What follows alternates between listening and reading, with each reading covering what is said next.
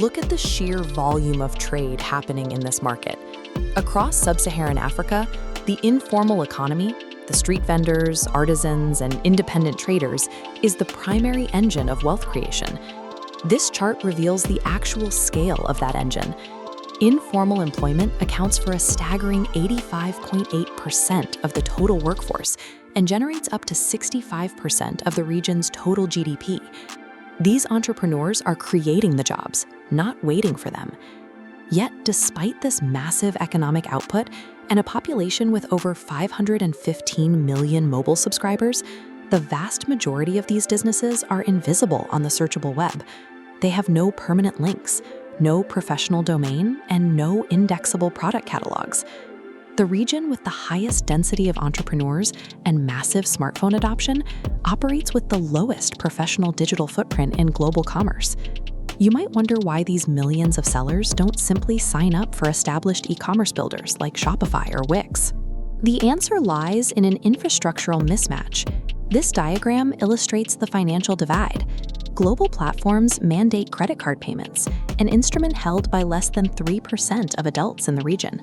Meanwhile, they do not natively support the local mobile money ecosystem, which processes over $832 billion in transactions every single year. The barriers extend to the software itself.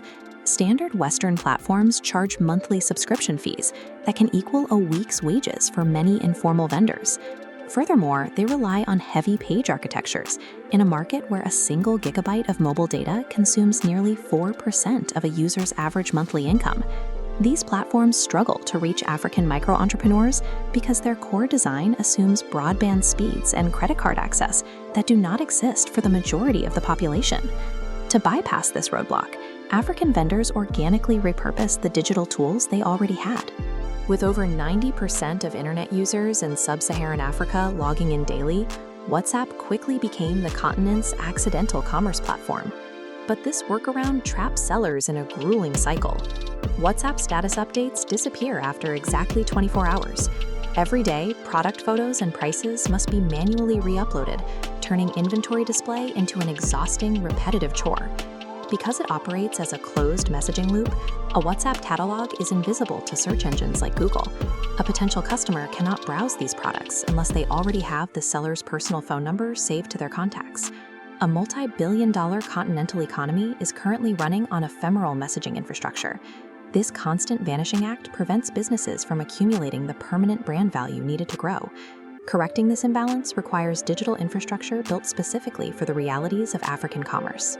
That is the design philosophy behind Yebela.store. Look at this product creation form. A vendor can set up their shop in under 2 minutes, directly from their smartphone, with zero technical knowledge. They just enter a product name, set the stock quantity, and input the price. Here is the resulting storefront interface. Uploading an item generates a unique, search engine indexable web address, permanently visible at the top of the screen. Right below the price, a single tap button drops the buyer directly into a WhatsApp chat with the seller. By securing a permanent link, the entrepreneur changes their daily workflow. Their business moves from a disappearing chat stream to a persistent digital storefront that remains accessible long after the seller logs off. True accessibility means transacting on the payment rails the continent actually uses, like the mobile money transfer happening on this phone. Yebela treats mobile money as a first-class citizen. When a merchant is ready to upgrade their shop subscription, they don't need a credit card. They pay natively using regional networks, like M-Pesa, Orange Money, or MTN Momo. Check the top right of this settings dashboard. A language selector allows the entire interface to operate natively in the languages of actual daily commerce, like Lingala or French, rather than just official administrative languages. A moment of wonder. Behind the scenes, the platform operates as a progressive web app, or PWA. This means merchants and customers can install the shop directly to their home screens without a heavy App Store download, while local caching minimizes data consumption. Mobile-first design is a material commitment to matching the financial, linguistic, and bandwidth constraints of the user.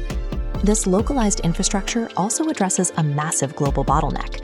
The 200 million-strong African diaspora represents an estimated $100 billion market.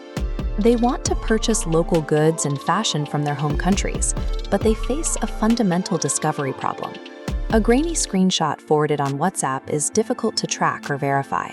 It makes it nearly impossible for someone in Atlanta or Brussels to reliably browse or share the inventory sold in Kinshasa or Lagos. A single, shareable Yebela URL bridges that gap. Anyone with a browser can instantly browse a vendor's permanent catalog without needing to download a specific app or save a personal phone number first. This permanent digital presence allows these businesses to exist on the searchable web, giving diaspora customers a reliable way to find, share, and return to their favorite products. Beyond the individual shop, the macroeconomic goal is to help over 440 million informal sector workers transition into the formal digital economy. The continent has the entrepreneurial ambition, it has the products, and a functioning mobile money infrastructure. It simply required the right tools to bring them all together. Building for the future of global commerce requires moving past the assumption that emerging markets must adapt to Western software. Instead, we must build infrastructure that respects the reality of the people actually driving the economy.